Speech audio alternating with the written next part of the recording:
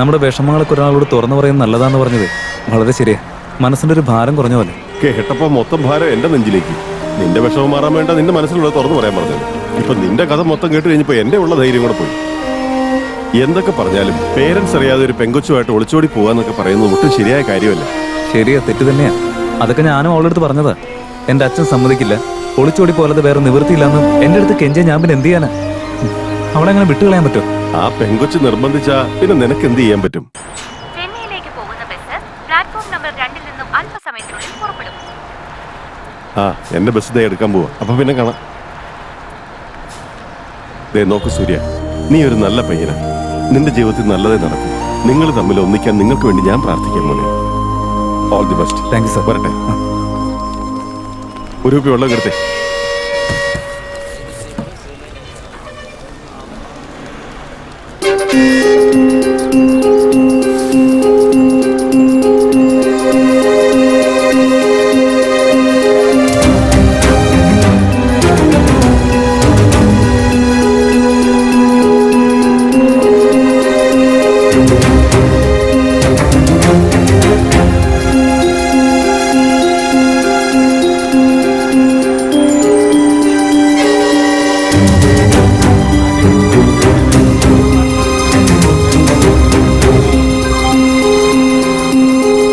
എത്ര നേരമായി? അതൊക്കെ പിന്നെ പറയാം, ചെല്ല്.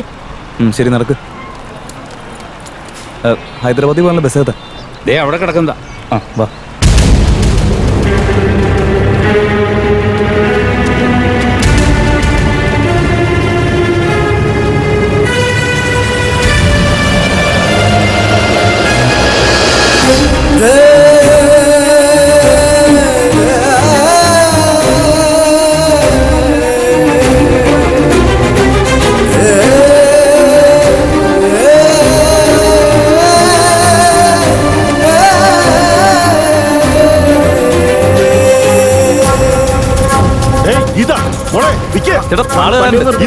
വണ്ടി പോകല്ലേ?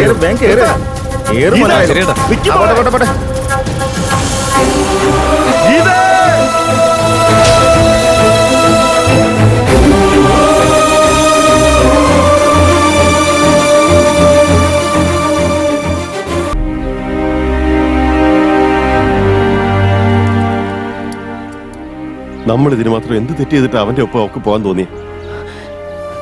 കുഞ്ഞിലെ മുതൽ അവൾക്ക് ഒരു കുറവും വരുത്താതെ പൊന്നുപോലെയല്ലേ നമ്മൾ അവളെ നോക്കിയത്. നമ്മുടെ ഭാഗത്ത് നിന്ന് എന്ത് കുറവുണ്ടായിട്ട് അവള് നമ്മളോട് ഇങ്ങനെ ഒരു ചതി കാണിച്ചത്? പഠിച്ച സ്കൂളിലും കോളേജിലും ഒക്കെ അവൾക്ക് ഫസ്റ്റ് കിട്ടുമ്പോ അഭിമാനത്തോടു കൂടിയാണ് ഞാൻ അവളെ കുറിച്ച് പറയാറുള്ളത്. ഇനി ഞാൻ എന്താ പറയാ? എന്റെ മോളൊരു ഓട്ടോറിക്ഷക്കാരന്റെ കൂടെ ഒളിച്ചോടിപ്പോയെന്ന് പറയണോ? കാര്യങ്ങളൊക്കെ അറിഞ്ഞു വെച്ചിട്ട് നീ എന്നോടൊന്നും തുറന്നു പറയാതിരുന്ന ഏറ്റവും വലിയ തെറ്റ്. അതല്ല ഞാൻ. മതി, അവനെ കുറിച്ച് ഇപ്പൊ ഞാൻ എങ്ങനെ അറിഞ്ഞതെന്നാണോ? ഇന്നലെ ആരാണെന്ന് പോലും അറിയാതെ അവനോട് ഞാൻ ബസ് സ്റ്റാൻഡിൽ വെച്ച് സംസാരിച്ചത്. അവന്റെ പ്രേമകഥ മുഴുവൻ എന്റെ അടുത്ത് പറയുകയും ചെയ്തു.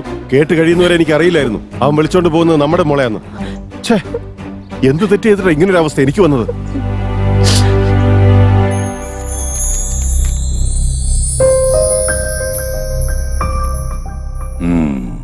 നിങ്ങളുടെ മോള് സൂര്യ എന്ന ഓട്ടോക്കാരൻ്റെ കൂടെ ഒളിച്ചോടി. അവന്റെ കൂടെ തന്നെയെന്ന് നിങ്ങൾക്ക് എന്താ ഇത്ര ഉറപ്പ്? അവൻ തന്നെ സാറേ പറഞ്ഞു. എന്താ? അവൻ തന്നെ പറഞ്ഞോ? അതെ സാറേ, അവന്റെ പ്രണയം ആരംഭിച്ചത് മുതൽ ഹൈദരാബാദിലേക്ക് ഒളിച്ചോടി പോകുന്നവരെയുള്ള സകല കഥ അവൻ എന്നോട് പറഞ്ഞു. എന്നിട്ട് നിങ്ങളപ്പോ ഒന്നും ചെയ്തില്ലേ? അവൻ അവന്റെ പെണ്ണിന്റെ കൂടെ ഒളിച്ചോടി പോകുന്ന കഥ എന്നോട് പറഞ്ഞത്. പക്ഷെ കൂടെ പോകുന്ന എന്റെ മോളാന്ന് എനിക്ക് അറിയില്ലായിരുന്നല്ലോ. ഇത് മൊത്തം കൺഫ്യൂഷനായി. അല്ല, നിങ്ങൾക്ക് അവനെ എങ്ങനെ അറിയാം? ഞാനിപ്പോ എന്ത് പറയാനാ സാറേ, എല്ലാം എന്റെ വിധിയാ. എനിക്കൊരു ശീലമുണ്ട്. അതെന്താ? അടുത്തൊരാൾ വിഷമിച്ചിരിക്കുമ്പോ അവനോട് സംസാരിക്കാതിരിക്കാൻ എനിക്ക് കഴിയില്ല. അങ്ങനെ വെറുതെ സംസാരിക്കാൻ തുടങ്ങിയതാ. കഥ പറച്ചിലൊക്കെ കഴിഞ്ഞ് എന്റെ മോളെ കൊണ്ട് തന്നെ അവനെ ഒളിച്ചോടി പോകുന്നുള്ള കാര്യം ഞാൻ ചിന്തിക്കുന്നില്ലല്ലോ. എന്നാ പിന്നെ കണ്ടോണ്ട് നിൽക്കാതെ തനിക്ക് അവരെ തടയായിരുന്നില്ലേ? ഞാനപ്പോ ചെന്നൈക്കുള്ള ബസ്സിലായിരുന്നില്ലേ? അതിൽ നിന്ന് ഇറങ്ങി വരുമ്പോഴത്തേക്ക് അവര് ഹൈദരാബാദ് ബസ്സിൽ കയറി പോയി. എങ്ങനെയെങ്കിലും സാർ അവരെ ഒന്ന് കണ്ടുപിടിച്ചു തരണം. കോൺസ്റ്റബിൾ സർ, അവന്റെ ഫ്രണ്ട്സിനെ കുറിച്ചൊക്കെ ഒന്ന് അന്വേഷിച്ച് ഒന്ന് തപ്പി നോക്ക്. ശരി സർ. സാറേ, അവനൊരു ഫ്രണ്ട് ഉണ്ട്, പക്ഷെ അവന് കാര്യങ്ങളൊന്നും അറിയില്ല. ഇതും അവൻ തന്നെയാണോ പറഞ്ഞത്? ആ, എന്റെ സർവീസിൽ ഇത്രയും ഡിഫിക്കൽട്ട് ആയിട്ടുള്ള കേസ് കണ്ടിട്ടില്ല. ശരി ശരി, ഞങ്ങൾ തൽക്കാലം അവരെ കുറിച്ചൊന്ന് അന്വേഷിക്കട്ടെ. നിങ്ങളിപ്പോ പോയിക്കോ. എന്തെങ്കിലും വിവരം കിട്ടിയാൽ അറിയിക്കാം. ശരി സാർ.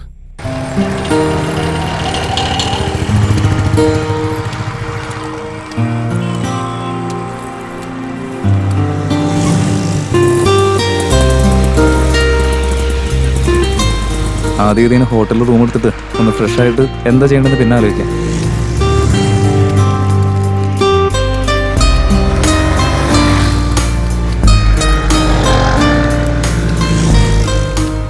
ചേട്ടാ ഇവിടെ അടുത്തുള്ള ഹോട്ടലുണ്ട്. ആ ഉണ്ട്, കയറിക്കോ. ആ കയറി.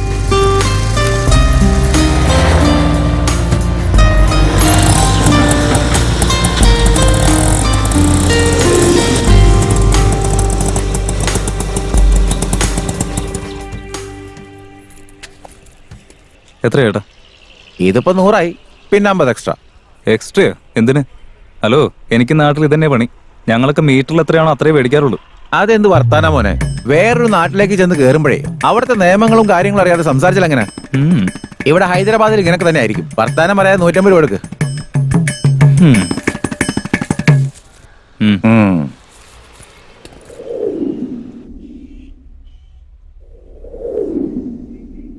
ചേട്ടാ ഒരു റൂം വേണം.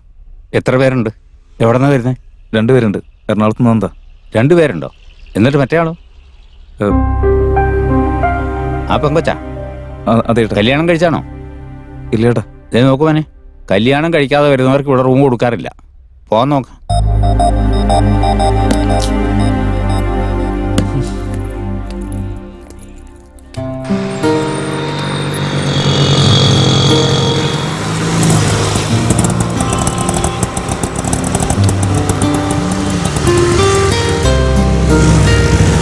ഒരു റൂം വേണമായിരുന്നു. ഒരു ദിവസത്തേക്ക് 200. അല്ല, എത്ര പേരുണ്ട് നിങ്ങള്? 2 പേര്. കൂടെ ഉള്ളത് ആരാ? ആ പെങ്കൊച്ചാ? കല്യാണം കഴിഞ്ഞാണോ? ഇല്ല ചേട്ടാ. പേരൻസ് അറിയാതെ ഒളിച്ചോടി വന്നതല്ലേ? നിങ്ങളെപ്പോലുള്ള പിള്ളേർക്കൊക്കെ റൂം കൊടുത്താലേ എനിക്ക് പണിയാവും.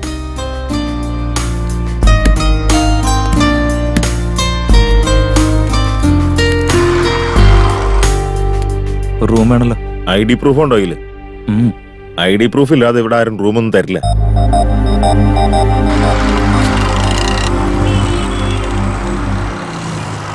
കയ്യിൽ ഒരു രേഖയില്ലാതെ വന്നാ എങ്ങനെ റൂം തരാനാ? റൂമില്ല.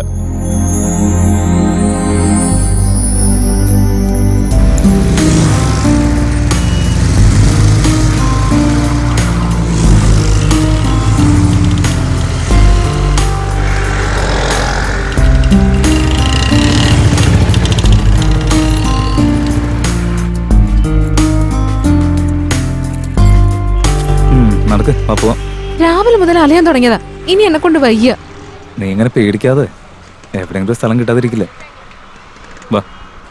എന്താ, റൂം വേണോ? ആ വേണം ചേട്ടാ. നമുക്ക് പരിചയമുള്ള നല്ലൊരു കക്ഷിയുണ്ട്. ഒന്ന് ചോദിച്ചു നോട്ടെ. വെയിറ്റ്. കണ്ടില്ലേ? ഹലോ.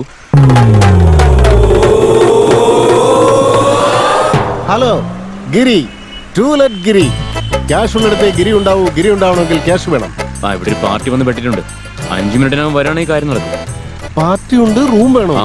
5 മിനിറ്റിൽ എത്തണമെന്നോ? ആ. 5 മിനിറ്റിലൊന്നും അവിടെ എത്താൻ പറ്റുമെന്ന് തോന്നുന്നില്ല. I am really sorry. ഒരു 2 മിനിറ്റിലെത്തിയാൽ കുഴപ്പമുണ്ടോ? ഹലോ, നിങ്ങൾ പറഞ്ഞ പാർട്ടി നൈസ് മീറ്റിംഗ് യു. നിങ്ങൾ ഒന്നുകൊണ്ടും പേടിക്കണ്ട. കല്യാണം കഴിഞ്ഞവർക്കും കഴിക്കാത്തവർക്കും, കല്യാണം കഴിക്കാൻ പോകുന്നവർക്കും, കല്യാണം കഴിഞ്ഞ് ബന്ധം വേർപിരിഞ്ഞവർക്കും ആർക്ക് വേണമെങ്കിലും ഞാൻ റൂം എടുത്തു തരും. നമ്മുടെ കോണ്ടാക്ട് എങ്ങനെയാണ് എന്ന് നമുക്ക് അങ്ങോട്ട് പോവാം. വരട്ടെ. ചേട്ടാ താങ്ക്സ് ചേട്ടാ.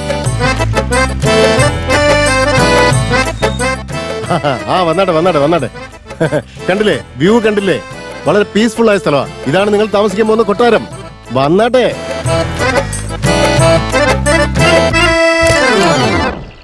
ഇതാണ് ഞാൻ പറഞ്ഞ റൂം.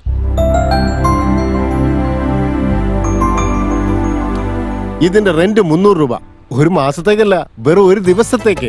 ഈ ഫർണിച്ചറിനും കിച്ചൺ യൂസ് ചെയ്യുന്നതിനും 200 രൂപ എക്സ്ട്രാ. മൊത്തത്തിൽ 500 രൂപ.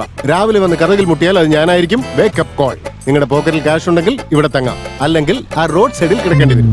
വീക്ക്ലി പാക്കേജ് എന്തെങ്കിലും ഉണ്ടോ? വീക്ക്ലി പാക്കേജോ? നല്ല ഓഫർ ഉണ്ട്. ഒരാഴ്ചത്തെ ക്യാഷ് അഡ്വാൻസ് ആയിട്ട് തരേണ്ടി വരും. ഓക്കെ? വേണ്ട, ഇത് മതി.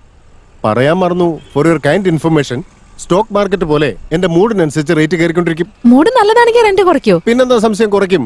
300 രൂപ കൂട്ടിയിട്ട് 100 രൂപ കുറയ്ക്കും. പിന്നെ ഇവിടെ ഈ വെള്ളത്തിന്റെ പ്രശ്നമുള്ള കാര്യം നിങ്ങൾക്ക് അറിയില്ലായിരിക്കുമല്ലോ അല്ലെ? കുറച്ച് നാൾ ഇവിടെ താമസിക്കുമ്പോൾ അതൊരു പ്രശ്നമേ അല്ലെന്ന് നിങ്ങൾക്ക് തനിയെ മനസ്സിലാവും. ഇന്നത്തെ റെന്റ് 500, നാളത്തെ റെന്റ് 500. നിങ്ങളുടെ കല്യാണം കഴിയാത്തതുകൊണ്ട് 400 രൂപ ടാക്സ്. മൊത്തത്തിൽ 1400 രൂപ തന്നാൽ ഞാൻ ഇപ്പൊ തന്നെ ഇവിടുന്ന് വണ്ടി വിട്ടേക്കാം. അടിപൊളി, താൻ ആള് ഷാർപ്പാണ് കേട്ടോ. എന്ന് വെച്ച് ഞാൻ 100 രൂപ തിരിച്ചു തരാതിരിക്കുന്നു വിചാരിക്കണ്ട.